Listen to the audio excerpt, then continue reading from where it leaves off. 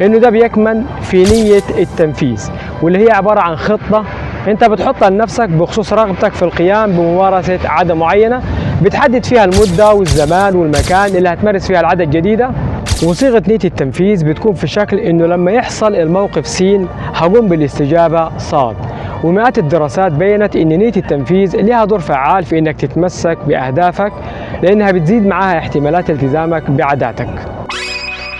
والخلاصة هي إن أي شخص بيحط خطة ويحدد فيها التوقيت ومكان التنفيذ هيكون من المرجح إنه يقدم على ممارسة العادة دي، يعني نية التنفيذ واللي بيتبعها من وضع خطة محدد فيها التوقيت والمدة والمكان هتشيل من دماغك أي أفكار ضبابية بخصوص قيامك والتزامك بممارسة العادة. لأنه على فكرة ناس كتير فاكرين إنه ناقصهم التحفيز عشان يبدأوا في ممارسة عادة معينة، ولكن بالعكس في الحقيقة كل اللي ناقصهم عشان يبدأوا في ممارسة عادة معينة هو الوضوح.